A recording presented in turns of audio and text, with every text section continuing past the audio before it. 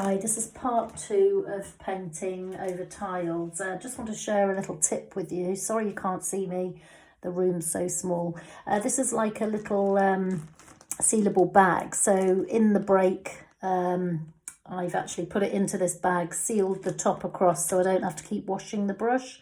And then it keeps nice and soft still so you can get good edges.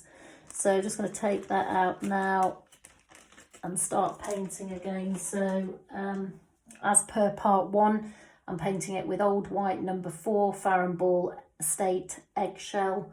I've already done 1 coat. I've probably left it maybe an hour, 2 hours. Then I'm just going back over. I've just done the other tiles over the other side and it's really got a great finish on it. So I'm quite pleased already. I've just come back in here and just looked at how much better it looks without the farm animals. So I'm just going to go over my second coat. Just being careful not to go over the grout. Okay, so maybe just go up the edge there to just get that dark green line that was there before. I've got sellotape on here because I don't have masking tape, but you can't really see where you put it, and I think I've gone over the tile slightly here because I can sort of feel it a bit slippier. So maybe once I've taken the sellotape off, I'm going to have to sharpen this line up a bit.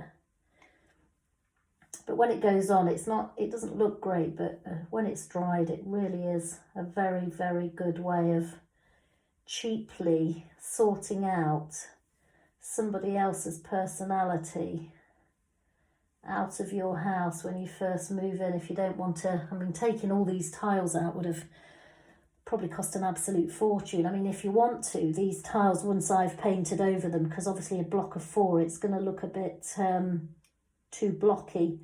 So you could actually go on top of this and hand paint something, or even get some transfers and stick them on top if you want something a little less gaudy than farm animals. I was thinking about painting some of my feathers on, but I don't think I'll bother. I think I'm just going to leave these plain.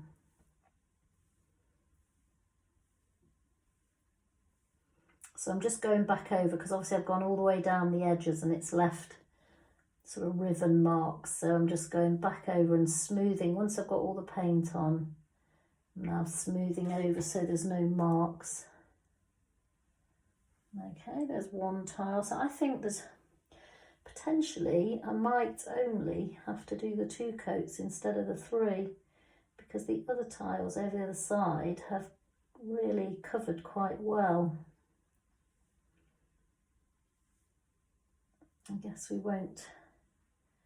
You never can tell how many coats you actually need until it's properly dried, because it always, I don't know whether it's just Farrow & Ball paint, but I do tend to use that a lot. But you sort of think, oh God, I'm going to have to do another coat, and you go away. And then when you come back, it all seems to spread quite nicely.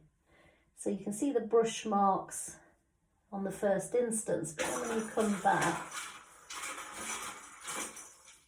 my cat has decided to have a little game of ball in the next room. She's a ragdoll cat and she doesn't like being on her own, so wherever you are, she sort of tends to follow you. So they're a bit like a dog, a ragdoll cat. It's an American breed. And I put her on my social media quite a bit because she's quite cute. So excuse the noise in the background. Right, so that's 2 tiles I've done. So I'm going to probably leave it there.